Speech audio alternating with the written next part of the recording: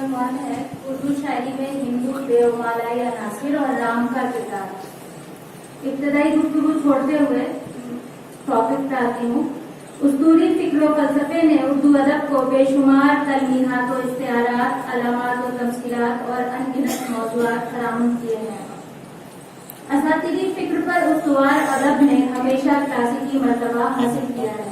اس میں جہاں رستم و اسفندیار کی داستانیں ہیں، وہاں کرشن و ارجن کے واقعات بھی موجود ہیں۔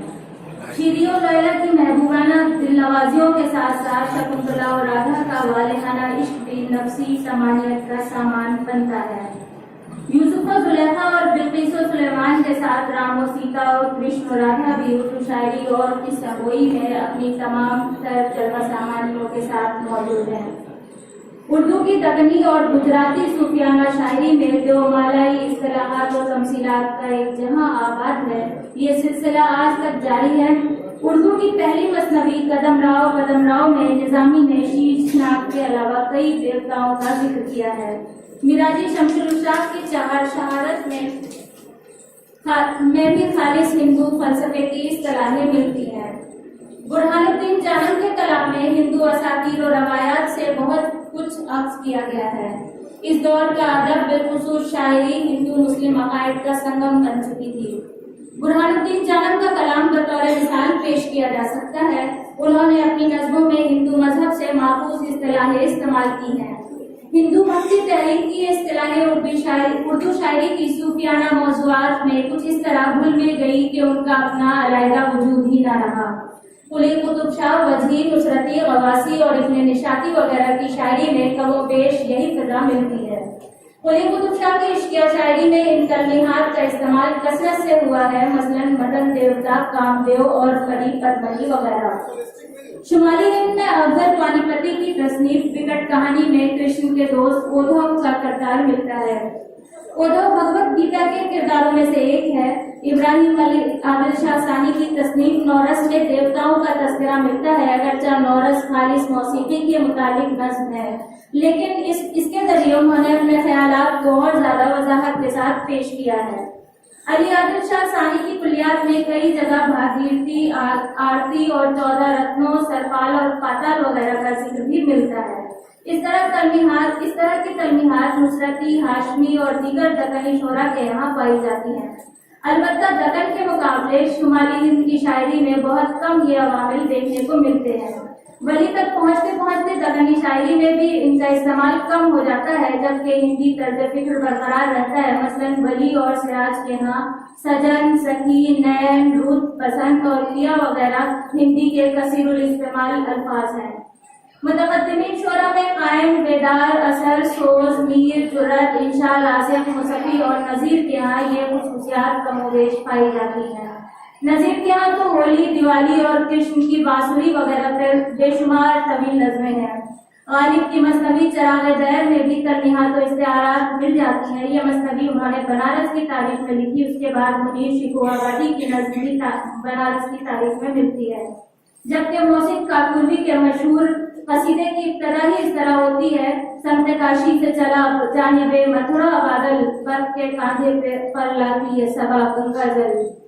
جدید شاعری میں میراجی، ساغر نظامی، اختر الایمان، فیض، راشد، فتیل شفائی، شہاب جعفری اور منیر نیازی وغیرہ کے ہاں اساطیری تلمیحات اور علامات کا استعمال ملتا ہے۔ شہاب جعفری نے سورج کا شہر میں سورج کو اپنی محبوبہ کی تلاش میں سرگرم سفر دکھایا ہے۔ یہ تصور رگ وید سے ماخوذ بتایا گیا ہے۔ ظفر اقبال نے مجموعہ کلام ہنومان میں ہنومان کی ذات کو بطور استعارہ استعمال کیا ہے۔ عبدالعزیز خالد کی نعتیہ شاعری میں دیومالائی اور اساطیری اور مذہبی اصطلاحات و علامات جا بجا ملتی ہے۔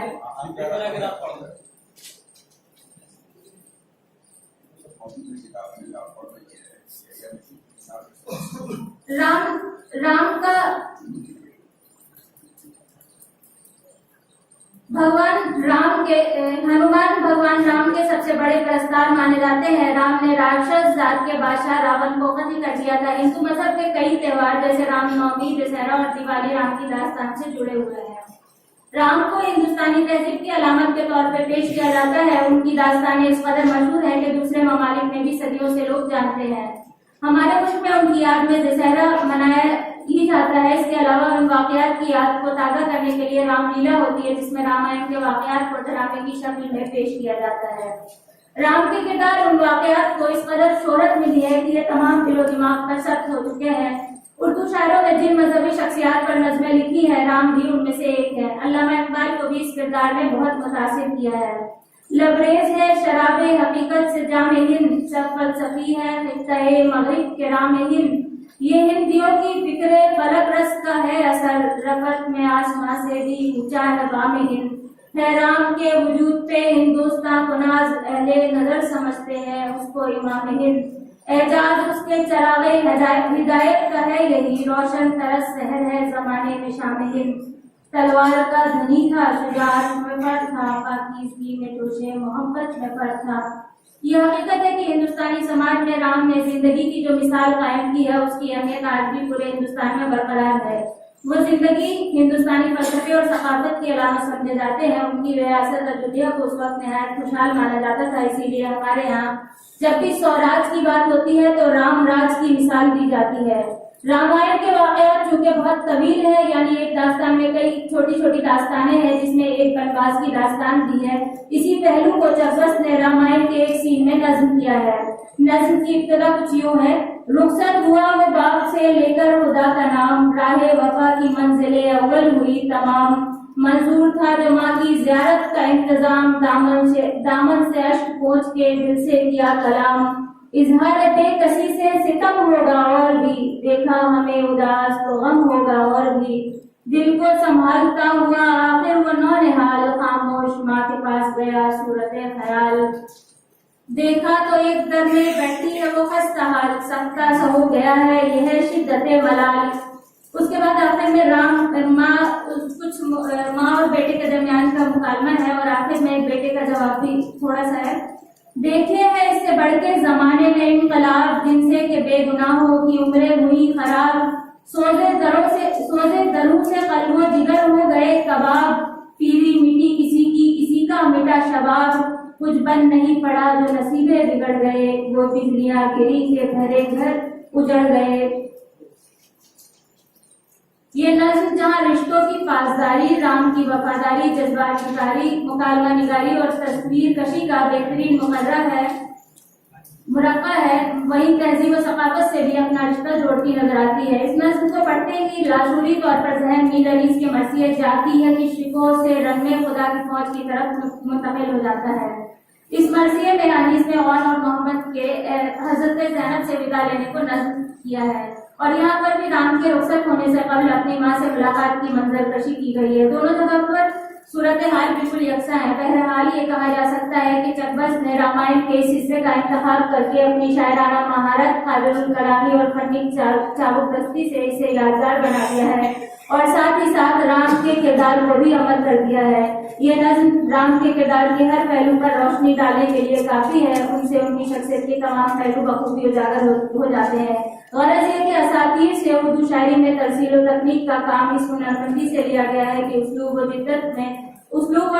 میں جدت و تعصب دونوں پیدا ہو گئے. اس تکنیک نے موضوع اور اسلوب, حیات اور مواد ہر سطح پر اردو ادب کے سرمایہ میں معتبر اضافہ کیا ہے, جو مالائی علامت اور تشبیہ کے معنی اس کی اہمیت کو جاننے کا بہترین ذریعہ ہے, اور مفاہیم کے نئے دروا کرتی نظر آتی ہے. بہت شکریہ. محترمہ میرے فاطمہ صاحبہ, آپ کی خوبصورت سماعت کے حوالے